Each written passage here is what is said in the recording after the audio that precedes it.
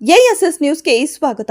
ಕೋಲಾರ ಜಿಲ್ಲೆಯ ಶ್ರೀನಿವಾಸಪುರ ತಾಲೂಕಿನ ಲಕ್ಷ್ಮೀಪುರ ಗ್ರಾಮ ಪಂಚಾಯಿತಿ ವ್ಯಾಪ್ತಿಯ ಉಪ್ಪಾರಪಲ್ಲಿ ಗ್ರಾಮದ ಸಂತೋಷ್ ಅವರ ಮನೆಗೆ ಹೋಗಲು ಇದ್ದ ದಾರಿಯನ್ನ ಅದೇ ಗ್ರಾಮದ ವೆಂಕಟರಮಣಪ್ಪನವರು ರಸ್ತೆಗೆ ಅಡ್ಡಲಾಗಿ ಚಪ್ಪಡಿ ನೆಡಲು ಮುಂದಾಗಿ ರಸ್ತೆ ಅಗೆದು ನಮಗೆ ಓಡಾಡಲು ತೊಂದರೆ ಉಂಟು ಮಾಡುತ್ತಿದ್ದಾರೆಂದು ಸಂತೋಷ್ ಅವರು ಆರೋಪಿಸಿದ್ದಾರೆ.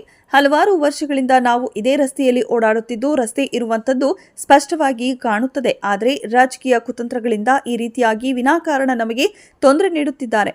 ಚಪ್ಪಡಿ ನೆಡುತ್ತಿರುವ ವಿಚಾರ, ರಸ್ತೆ ಬಂದ್ ಮಾಡುತ್ತಿರುವ ವಿಚಾರಕ್ಕೆ ಸಂಬಂಧಿಸಿದಂತೆ ಈಗಾಗಲೇ ನ್ಯಾಯಾಲಯದಲ್ಲಿ ಪ್ರಕರಣ ದಾಖಲಿಸಿ ತನಿಖೆ ಹಂತದಲ್ಲಿರುವಾಗಲೇ ವಿನಾಕಾರಣ ತೊಂದರೆ ಮಾಡುತ್ತಿದ್ದಾರೆ.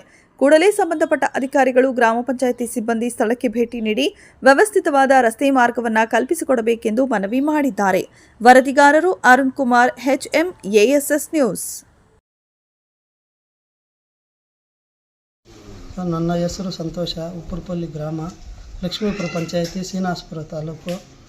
ನನಗೆ ಸುಮಾರು ವರ್ಷಗಳಿಂದ ಇದೇ ರಸ್ತೆಯಲ್ಲಿ ಹೋಗಿ ಬರುತ್ತಿದ್ದು, ನಮಗೆ ರಾಜಕೀಯ ಕುತಂತ್ರದಿಂದ ನಮ್ಮ ಪಕ್ಕದ ಮನೆ ವೆಂಕಟರಮಣಪ್ಪನವರು ನಮಗೆ ಸುಮಾರು ವರ್ಷಗಳಿಂದ ರಸ್ತೆಯನ್ನು ಇವಾಗ ಕುತಂತ್ರದಿಂದ ನಮಗೆ ಚಪ್ಪಡಿ ಕಲ್ಲನ್ನು ಅಡ್ಡ ನೆಟ್ಟಲು ಮುಂದಾಗುತ್ತಿದ್ದಾರೆ.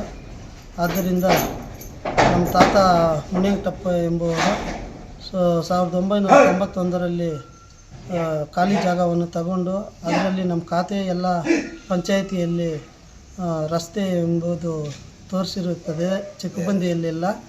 ಆದ್ದರಿಂದ ನಮಗೆ ರಸ್ತೆಯನ್ನು ಬರಲು ಹೋಗಲು ಜಾಸ್ತಿ ಅನಾನುಕೂಲವನ್ನು ಉಂಟು ಮಾಡುತ್ತಿದೆ. ಆದ್ದರಿಂದ ಇವಾಗ ಚರಂಡಿ ಕಾಲುವೆ ಹೊಡೆದು ಚಪ್ಪಡಿ ಕಲ್ಲನ್ನು ನೆಡಲು ಮುಂದಾಗುತ್ತಿದ್ದಾರೆ.